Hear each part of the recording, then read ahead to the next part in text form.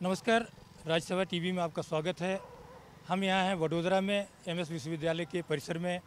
और पश्चिम भारत के इस सबसे महत्वपूर्ण विश्वविद्यालय के छात्रों से हम जानेंगे कि वो चुनाव के मुद्दों पर क्या बोलते हैं, क्या समझते हैं और क्या क्या मुद्दे हैं जो युवा वर्ग के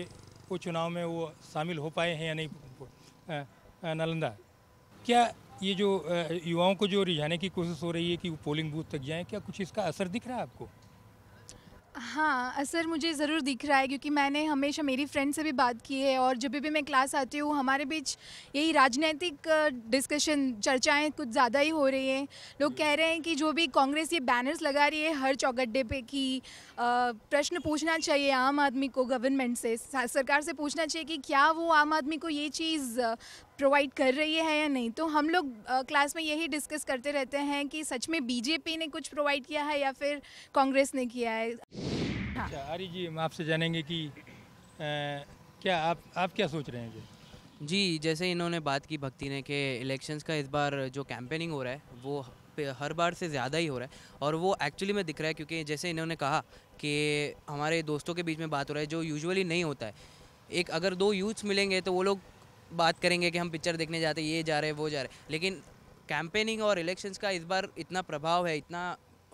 चर्चा है कि हम लोग भी उसी के बारे में रोज़ एक बार तो बात करते ही है। उम्र हो चुकी है, we have the right to vote, democracy है तो वोट तो करना ही है। अच्छा पूर्णिमा जी, आप क्या कहेंगी? सर मैं ये कहना चाहूँगी लाजमी है कि आजकल इतना ज़्यादा आरोप और प्रत्यारोपण जो कांग्रेस और बीजेपी एक दूसरे को करे जा रहे हैं उसका असर विभिन्न कारणों से हमारे कॉलेज, न सिर्फ हमारे कॉलेज, हमारे राज्य सब पर दिख रहा है। बट ये चीज़ ज़्यादा दिख रही है कि एक दूसरे को द्वेष है, एक दूसरे को आरोपों से घेरा जा रहा है और एक हेल्दी पॉलिटिक्स कैंपेन नहीं हो रहा है, एक हेल्दी लेवल पे कंपटीशन नहीं चल रहा है। और अगर कैंपेन की बात करें हम लोग तो मुझे सिर्फ इतना कहना है कि कैंपेन तो बहुत ज़ोरों शोरों से हो रहा है क्योंकि अभी अगर हम लोग यूथ यंगस्टर्स ले तो हम लोग का ज़्यादातर इंटरनेट में टाइम चला जाता है। तो वहाँ पे भी यूट्यूब में अगर आप देखें तो यूट्यूब से पहले जो एडवर्टाइज़ आती है वहाँ पे भी बीजेपी या कांग्रेस की एडवर्टाइज़ वो लोग बताते हैं। बेसिक जो इश्यूज़ हैं यूथ के, क्या वो जो राजनीतिक दल हैं उनके एजेंडे में आ पा रहे हैं या नहीं आ पा रहे हैं,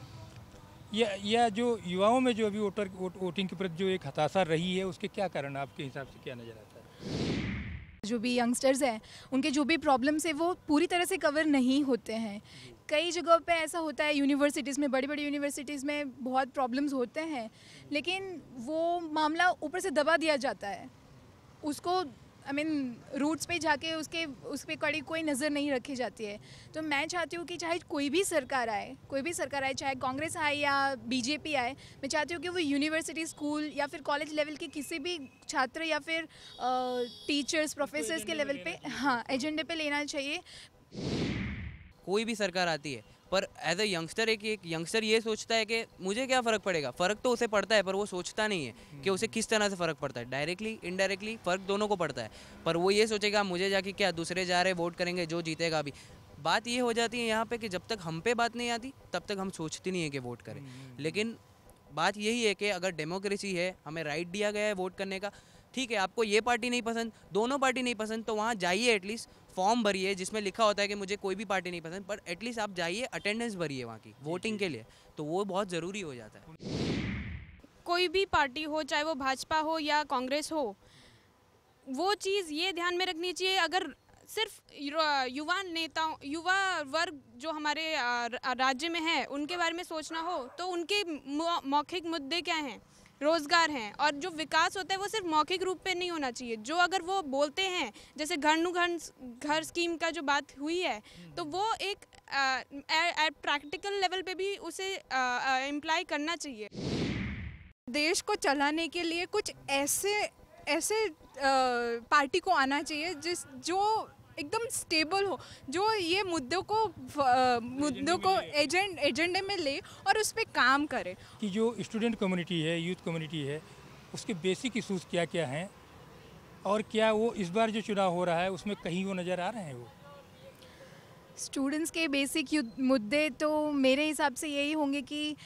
यहाँ एजुकेशन लेवल पे, यूनिवर्सिटीज़ पे, स्कूल्स पे काफ़ी सारे चेंजेस आते हैं। इतने सारे चेंजेस जो बीच के जो गैप होता है कि हर 6 महीने में एक चेंज आता है कि अब आपको ये एग्ज़ाम नहीं वो देने, जैसे अभी 12वीं के सेमेस्टर्स हो गए हैं,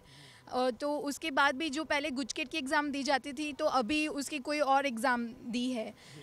कर दी है। तो मेरे कहने का मतलब ये है कि स्टूडेंट्स को इतना सारा ऊपर से लोड और प्रेशर कर दिया जाता है कि एक स्टूडेंट जो 12वीं कक्षा में पढ़ता है वो कंफ्यूज हो जाता है। मेरा ये मानना है कि जो राइट टू इन्फॉर्मेशन एक्ट है वो हमारे यूनिवर्सिटी में भी लागू होना चाहिए, इन द सेंस कि जो यूजीसी जो पैसा देती है हमारे फैकल्टी को आगे और प्रमोट करने के लिए, उसकी फैसिलिटीज़ को बढ़ाने के लिए, वो बच्चों को भी मतलब स्टूडेंट्स, हाँ जी, कि किस तरीके से कहाँ पर कितना पैसा जा रहा है, तो ये चीज़ एक बुनियादी लेवल पे एक ट्रांसपेरेंसी शुड बी देयर। तो वो हमें एक एश्योरेंस मिलना चाहिए, जो कि पार्टीज जो भाजपा है, जो कांग्रेस है, इन सबको मुद्दों को आगे बढ़ाती है और फिर ये एलिगेशन लगाती है कि हमने इतने रोज़गार दिए, इतने रोज़गार हम देने वाले हैं, वो सारे सच होने चाहिए। कॉलेज में देखने जाए तो कोई बंदा अगर अमीर हो तो वो पैसे भर के एडमिशन ले लेगा, पर कोई गरीब अगर वो अच्छे से टैलेंटेड भी हो, सीरियस होशियार हो, तो भी उसको एडमिशन नहीं मिलता जस्ट बिकॉज कि उसके पास पैसे नहीं होते। तो ये मैं एक